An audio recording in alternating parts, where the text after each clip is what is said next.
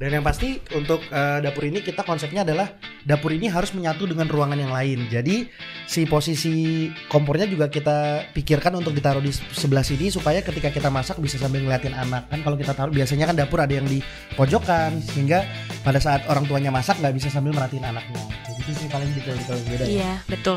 Dan juga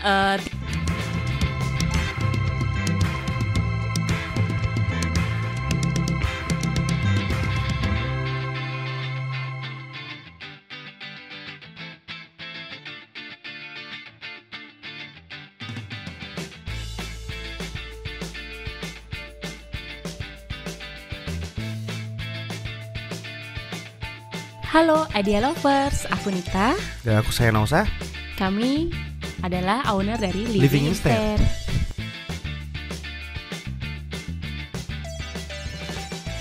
Jadi kalau di dapur ini memang kita konsepnya bagi jadi 2 part ya. Jadi ada dapur yang di sebelah kiri ini sama yang sebelah kanan ini. Kalau yang sebelah kiri ini memang fungsinya untuk memasak. Jadi semua bumbu, peralatan, persiapan itu ada di sini semua. Dan yang sebelah kanan ini baru area plating, piring-piring, penyimpanan dan area mencuci. Kemudian kulkas dan lain-lainnya. Nah untuk dapur ini sendiri itu sebenarnya nggak terlalu luas ya, kalau dibilang untuk luasannya luasnya bro.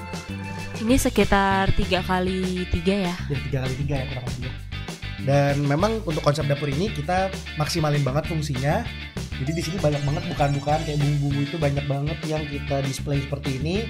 Karena juga selain dia menghemat space, ini juga bisa sebagai salah satu dekorasi gitu ya untuk di rumahnya.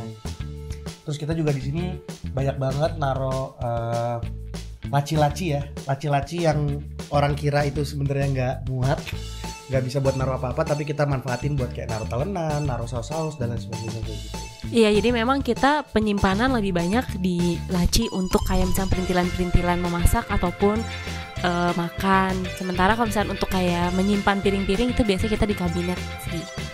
Jadi memang konsep kitchen kita ini clean, jadi kita bisa dibilang hampir nggak ada perabotan yang digantung. Jadi semuanya itu masuk ke dalam laci atau lemari.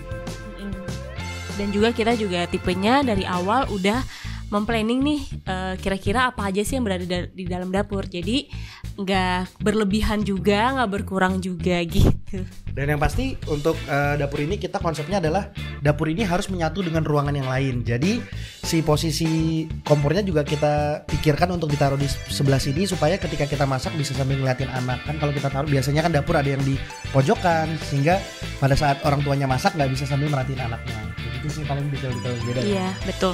Dan juga tipe kitchen ini menyatu dengan meja dining. Jadi memang sengaja untuk menghemat space juga di area yang kurang besar ini.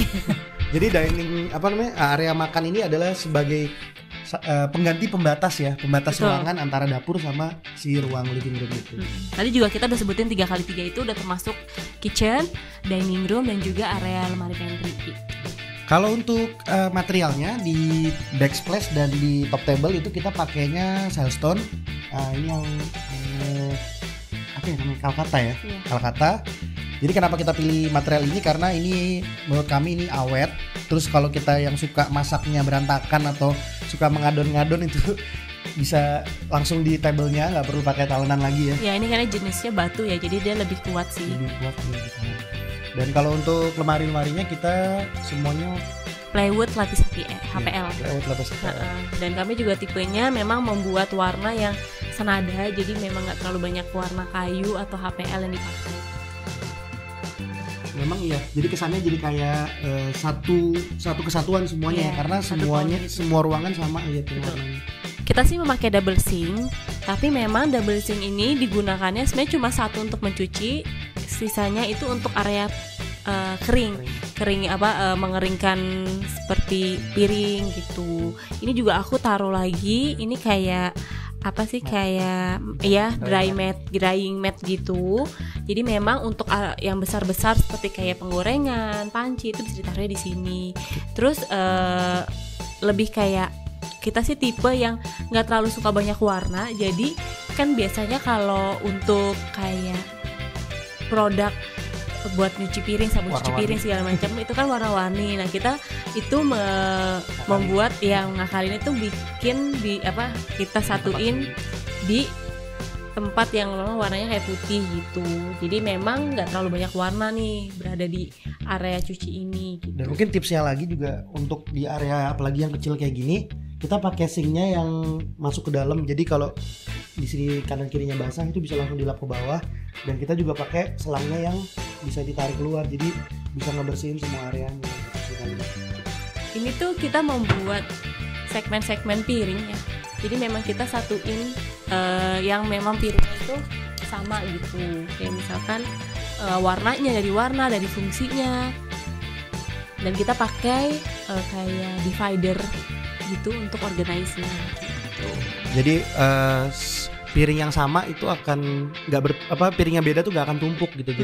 Jadi ngambilnya tuh kayak jadi ngambilnya ini tuh kan posisinya ada di atas ya. Kalau kita tumpuk-tumpuk piringnya pasti akan susah banget kalau kita mau ngambil piring yang paling bawah nih gitu. Kalau divider yang buat organize itu kita pakai IKEA sih. Kalau piring-piring sih kita banyak ya antara ada beberapa vendor, salah satu IKEA atau Bruce Unique. Jadi ini untuk tipe sampah basah kita taruhnya memang di dalam lemari agar nggak bau. Nah, kita sistem tarik gini nih beli di IKEA juga sih. Sebenarnya kalau untuk dapur tuh simple ya, intinya adalah habis dipakai tuh langsung dibersihin. Kadang kan orang kalau kompor tuh habis dipakai nanti deh 2 hari lagi atau 3 hari lagi harus baru dibersihin. Kalau ini enggak, semua meja kompor itu selalu setiap hari, setiap malam tuh pasti dibersihin.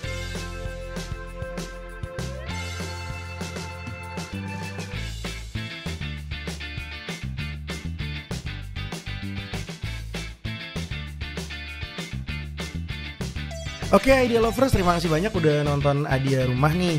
Nah, buat kalian yang masih penasaran bisa langsung cek aja di channelnya ya. Jangan lupa di like, komen, dan subscribe ya. Jangan lupa juga subscribe channel Chef Nausa dan Instagram Living in Star. Dah, thank you.